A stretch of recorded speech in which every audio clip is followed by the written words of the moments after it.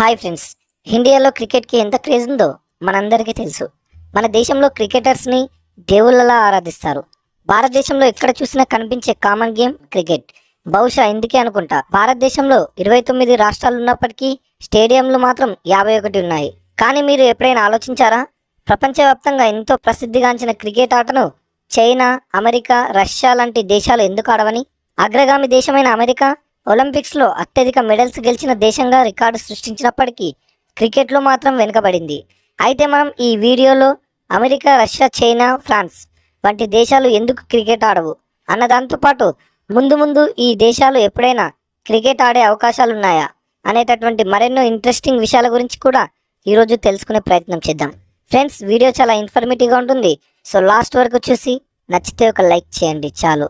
Friends, America cricket ఎందుకు ఆడదు అన్న ప్రశ్నకు 4 ప్రధాన కారణాలున్నాయి. అందులో మొదటిది బ్రిటిషర్స్ నుండి ఎర్లీగా దొరికిన ఫ్రీడమ్. ఫ్రెండ్స్, క్రికెట్ అనేది బ్రిటిషర్స్ కనిపెట్టిన ఆట అనే విషయం మీలో ప్రతి ఒక్కరికి తెలిసే ఉంటుంది.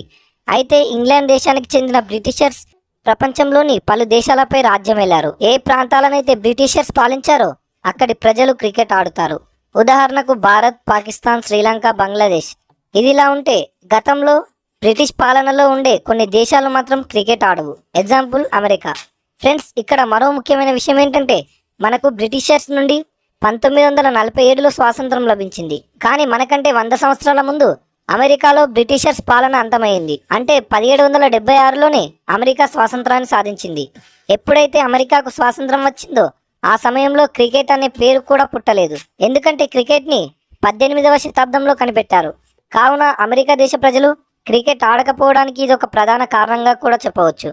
రీజన్ నెంబర్ 2, క్రికెట్ లాంటి మరో స్పోర్ట్స్ డెవలప్ చేసుకోవడం. ఫ్రెండ్స్, అమెరికన్ ప్రజలు క్రికెట్ లాంటి మరో స్పోర్ట్ను తమంతట తాము డెవలప్ చేసుకున్నారు. సో అమెరికన్ ప్రజలు క్రికెట్ పై ఇంట్రెస్ట్ చూపించకపోవడానికి ఇది కూడా ఒక కారణమని చెప్పుకోవాలి. అండ్ ఎప్పుడైతే అమెరికాకు స్వాతంత్రం లభించిందో అప్పుడే వాళ్ళు వారిపై అధికారం చెలాయించిన వారి రూల్స్ అండ్ రెగ్యులేషన్ ఫాలో చేయమని కరాఖండిగా చెప్పేశారు. ఈ కారణంగానే వారు ఒక కొత్త ఆటను కూడా డెవలప్ చేసుకున్నారు, అదే బేస్బాల్. ఫ్రెండ్స్, అమెరికన్ ప్రజలు హైపర్ అండ్ వైడ్ గా ఉన్న వాటిని ఎక్కువగా ఇష్టపడతారు. సో మనం బేస్బాల్ క్రికెట్ యొక్క విల్డర్ వర్షన్ అని చెప్పుకుంటే అందులో ఎటువంటి తప్పు ఉండదు. ఎందుకంటే క్రికెట్ ని కాస్త కామ్గా ఆడితే బేస్బాల్ ని మాత్రం అగ్రెషన్ మరియు హైపర్నెస్ తో ఆడుతారు. ఇందుచేతనే అమెరికా ప్రజలు క్రికెట్ కంటే కూడా బేస్బాల్ పై ఎక్కువగా ఇంట్రెస్ట్ చూపుతారు. ఫ్రెండ్స్, ఈ రెండు స్పోర్ట్స్ లో ఎన్ని సిమిలారిటీస్ ఉన్నాయో అన్ని డిఫరెన్సెస్ కూడా ఉన్నాయి. క్రికెట్ లో బ్యాట్ అండ్ బాల్ ఉంటాయి, అదే విధంగా బేస్బాల్ లో కూడా బ్యాట్ అండ్ బాల్ ఉంటాయి. కానీ బేస్బాల్ బ్యాట్ యొక్క షేప్ వేరే విధంగా ఉంటుంది. ఈ రెండు గేమ్స్ ని ఆడే విధానం, రన్లు తీసే పద్ధతి డిఫరెంట్ గా ఉంటుంది. అమెరికాలో బేస్బాల్ ఆడడానికి గల మరో ముఖ్యమైన కారణం ఏంటంటే అమెరికాకి స్వాతంత్రం రాకన్నా ముందే అక్కడి ప్రజలు బేస్బాల్ ను ఆడేవారు. 1749 సంవత్సరంలో సరీ ప్రాంతానికి చెందిన ప్రజలు మాత్రమే ఈ ఆటను ఆడేవారు. ఇక కాలం గడిచే కొద్దీ 1830 నాటికి ఇది అమెరికా అంతటా వ్యాప్తి చెందింది. బేస్బాల్ లాంటి ఆట వారు సొంతంగా అభివృద్ధి చేసుకున్న ఆట. ఆల్రెడీ ఎగ్జిస్ట్ లో ఉన్నప్పుడు ఎవరో కనిపెట్టిన క్రికెట్ ఆడే అవసరం ఉంటుందా చెప్పండి. Reason number 3, Olympic image insecurity. Friends, మనం వీడియో స్టార్టింగ్ లో చెప్పుకున్నట్లు ప్రపంచవ్యాప్తంగా అత్యధిక ఒలింపిక్ మెడల్స్ గెలుచుకున్న దేశం అమెరికా. కేవలం ఇంతే కాదు, అత్యధిక గోల్డ్ మెడల్స్ గెలిచిన ఘనత కూడా అమెరికాదే.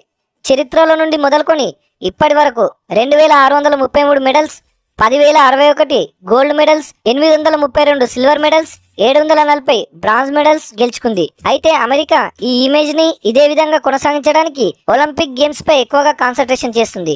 క్రికెట్ ఒలింపిక్ గేమ్ కాదు, కావున అమెరికా క్రికెట్ కి ఇంపార్టెన్స్ ఇవ్వదు. అదే ఒలింపిక్ ప్లేయర్స్ విషయానికి వస్తే వారి ట్రైనింగ్ గురించి మొదలుకొని తినే తిండి వరకు అన్ని గవర్నమెంట్ చూసుకుంటుంది.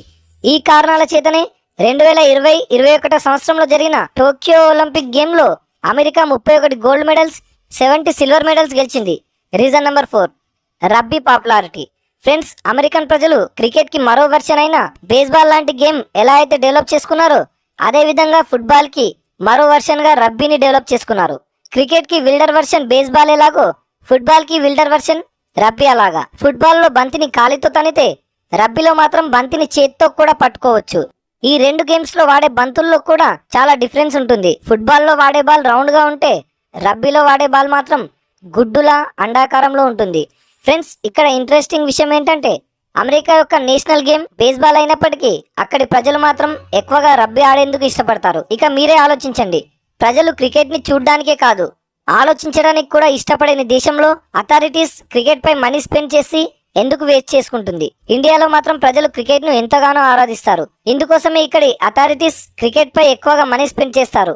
ఒకవేళ మనం క్రికెట్ చూడడం ఆపేస్తే మన దేశంలో కూడా క్రికెట్ పై అథారిటీ మనీ స్పెండ్ చేయడం ఆపేస్తారు. అప్పుడు మన పరిస్థితి కూడా అమెరికాలానే మారిపోతుంది. ఫ్రెండ్స్, మనలో చాలా మంది అమెరికా అసలు క్రికెట్ ఆడదని అనుకుంటారు. కానీ అమెరికాకి కూడా ఒక క్రికెట్ టీం ఉంది. కానీ అది ఎప్పుడు ఇంటర్నేషనల్ మ్యాచ్ ఆడలేదు. ఎందుకంటే ఆ టీం ఎప్పుడు కూడా క్వాలిఫై అవ్వలేదు.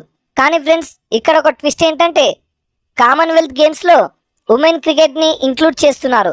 సో ముందు ముందు మెన్స్ క్రికెట్ ను కూడా కామన్వెల్త్ గేమ్స్ లో ఇంక్లూడ్ చేసుకునే అవకాశం లేకపోలేదు.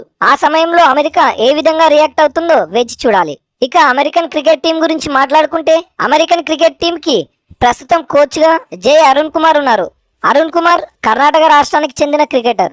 అరుణ్ కుమార్ గడిచిన కొంతకాలం క్రితం ఐపీఎల్ లో కూడా కోచింగ్ చేశారు. ఈయన పంజాబ్ టీం కి బ్యాటింగ్ కోచ్ గా కూడా వ్యవహరించారు. కేవలం ఇంతే కాదు, ఈయన రాయల్ ఛాలెంజ్ బెంగళూరు తరపు నుండి ఐపీఎల్ ఆడాడు కూడా. జే అరుణ్ కుమార్ 2013-14 సంవత్సరాల్లో Ranji trophy, Vijay Hazare trophy, Irani cup tournaments లో కూడా కర్ణాటక టీం నుండి ఆడాడు. కానీ ఈయన ఎప్పుడు కూడా ఇంటర్నేషనల్ క్రికెట్ ఆడలేకపోయాడు. సో ఎప్పుడు ఇంటర్నేషనల్ క్రికెట్ ఆడనటువంటి అరుణ్ కుమార్ అమెరికా టీం ని ఇంటర్నేషనల్ మ్యాచ్ ఆడేలా చేయగలడా అన్నది ఇక్కడ ఉద్భవించే ప్రశ్న. మీరేమనుకుంటున్నారు? భవిష్యత్తులో అమెరికా ఇంటర్నేషనల్ క్రికెట్ ఆడగలదా? దీని గురించి మీరేమనుకుంటున్నారు? మాకు కమెంట్ చేసి తెలపండి. అండ్ అలాగే ఈ వీడియో కనుక నచ్చితే ఒక లైక్ చేయండి. And me friends and family మెంబర్స్కి షేర్ చేయండి. అదేవిధంగా ఇటువంటి మరిన్ని వీడియోస్ చూడడానికి మా ఛానల్ని ఇప్పుడే సబ్స్క్రైబ్ చేసుకోండి. Thank you friends. Thanks for watching.